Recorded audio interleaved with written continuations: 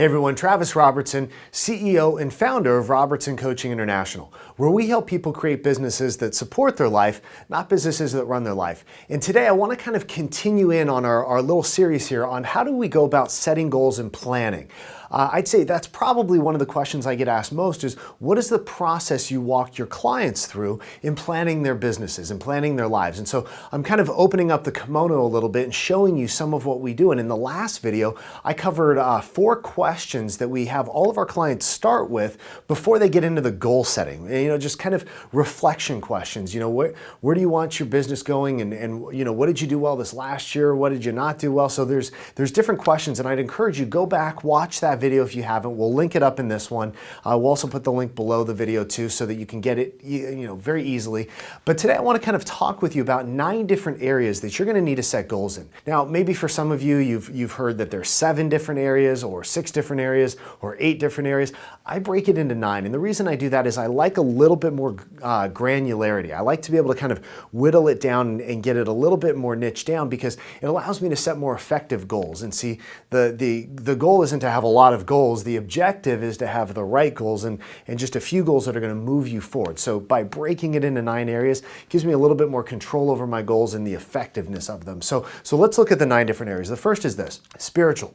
And this is that inner part of yourself. That's that deep need that we all have to be a part of something greater than ourselves, to make a difference in the world, to make an impact. And so this is going to be different for everybody. And I'm not here to tell you how it is for you. I'll just give you a little insight. I'm a Christian, and so for me, my Christian faith drives how I set goals in this area. For others who you may go, I'm not religious and I don't practice anything. That's okay. Maybe for you, it's you want to get out and take more nature hikes, or you want to get out and meditate more, or just have some more downtime. Whatever that is for you that kind of feeds that soul part of you, you need to put some goals down for that. The second area is personal development, and this is kind of your mind. So here we're talking about that brain, that mind. How are you going to be better at who you are? So as a husband or a wife or a father or a mother or an employer, a team leader, a leader, what is it that you're going to do to grow yourself? How are you going to? What do you need to learn? What do you need to read? What events do you need to attend? What classes do you need to take? I don't know what this is going to be for you again, but you want to set some goals for yourself and say, how am I going to be a better person? What am I going to do to grow myself? The third area that we have to look at is our health. What are you going to do to take care of this instrument, this tool that you have? What are you going to do to feed yourself correctly, get the right rest, so you have more energy and you can actually accomplish all those things that you're setting out to accomplish? This one's pretty straightforward. I think we all know what we need to do, but we just don't often do it, right? So don't try and, set goals that are ridiculous here. Right? This isn't about, having 6-pack abs. I gave up on that goal a long time ago. Instead, my goal each year is, how can I increase my energy level? And I had somebody, I said, my goal for my health this year is I want to double my energy level. And they're like, you're kind of energetic enough. And I was like, I can be more energetic. And so that's what I want. I want more energy. It's not having ripped abs. And if I get them in the process, great, probably won't, but I've given up on that. I'm not 19 anymore, and I kind of don't care. I just want to feel really great at the end of each year. Fourth area is this: romance, right? And guys and girls, we're going to think of this one a little bit differently from each other, but what are you going to do to bring the romance back into your relationships? There is no relationship that we have while we're on this earth, no human relationship that we're going to have that's more important than a romantic relationship, than our spouse, than the person that we look at and go, this is the person that I want to spend the rest of my life with. That's the most important relationship you have. So how are you going to keep the romance in it? How are you going to have some fun with it? And yes, guys, you can put some goals as it pertains to maybe getting in the sack a little bit more, but you got to do something to get there first, right? So for women, it's how do we communicate more? And I would encourage you, sit down and put some goals together for, or with your partner, with the person that you're in that romantic relationship with, because it's going to make this fun. It's going to make this a whole lot more fun than maybe it would be if you just did it on your own. Fifth area is this: your family. So I break these apart. See, a lot of times they put this goal or this category and the family category together. See, I think that your romantic relationship is the most important. And if that relationship is healthy, it allows for your family relationships to be healthier. So your relationship with your kids, your relationship with your extended family, all hinges on having first and foremost, a healthy romantic relationship. So here's where we're going to put our family goals. Do you want to invest in your kids' soccer league a little bit more and spend more time coaching, or do you want to see your extended family make more trips or pay for them to come out and visit you? I don't know what it looks like here for you, but you want to have some goals and some things that you're working on to improve your family relationships. The sixth area is your business or your career. So what are you going to do in your business or career that's going to move it forward? Now, let me say this.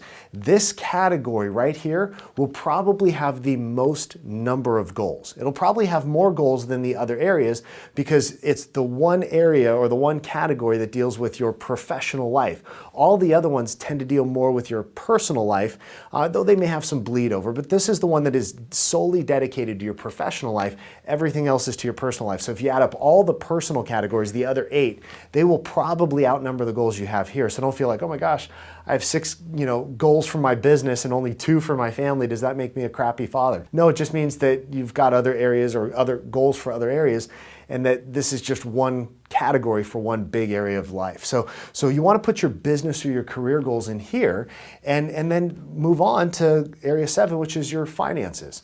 So what do you want to achieve financially? Do you want to buy a house? Do you want to increase the amount you're saving this year? Do you want to pay off some debt, student loans? I don't know what it is for you, but what are some financial goals you have for yourself? Put those down so that you know kind of what you're working towards. And again, if you're in a romantic relationship, or if you share funds with your spouse, which I hope you do, but if you do, this is something you're probably going to want to work on with them so that you're both on board and on the same page. Area 8 is this: fun and recreation. What are you going to do for fun? Are you going to take vacations? Are you going to join a hockey league? One of our clients, she's a heavily athletic person. She's awesome. She's got so much energy, and she's involved in hockey. She's involved in marathons, and that's what she does for fun. Is when she's not at work, she's out there on the athletic field, and so that's how she spends her fun, and that's what she does for recreation. For others, it's vacations. It's weekends away. It's time with friends. I don't know what it is for you, but put some goals down. Say, what do I want to do this year that's going to be fun? Skydiving, hang gliding, surfing, whatever it is, put it down.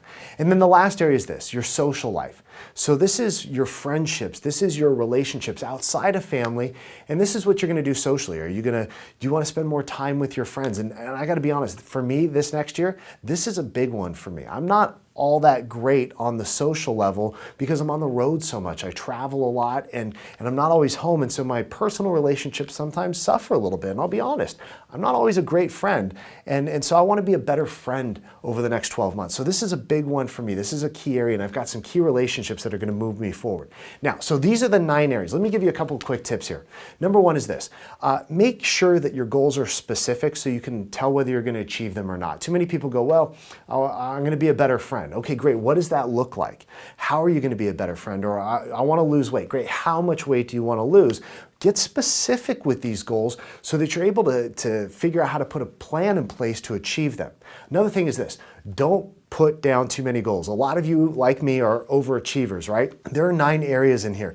In some years, I've had 10 different goals, upwards of about 10 different goals in each area. So 80 to 90 goals by the time I was all done. And I was like, I'm going to achieve them all. And the reality was I couldn't. And not all of them were as important as other goals. So what I would encourage you to do is pick one key outcome that you want in each one of these 9 areas, and then make sure the 2 or 3 goals that you have, or maybe you only have 1 goal, but the goals all work together to drive that singular outcome.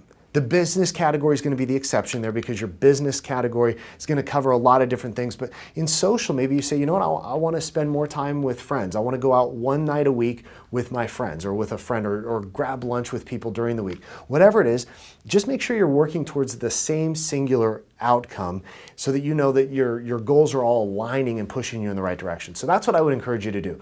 So 9 areas, spend some time, invest some time, go back, watch the other video if you haven't yet on the 4 questions that you can kind of use to kind of rev up your goal setting process, and watch that video, then come back, watch this again, and really invest some time into it, because the more time you invest here, the more effective you're going to be at actually achieving what you want to achieve over the next 12 months of your life. I'll look forward to seeing you in the next video. If you enjoyed this, make sure you like it below, leave a comment, subscribe. We'll put a little subscribe button up. Maybe we'll just make this whole screen subscribe button. That'd be kind of cool. So whatever we'll do, we'll make sure. So like it, subscribe, and we'll see you in the next video. Take care, you guys.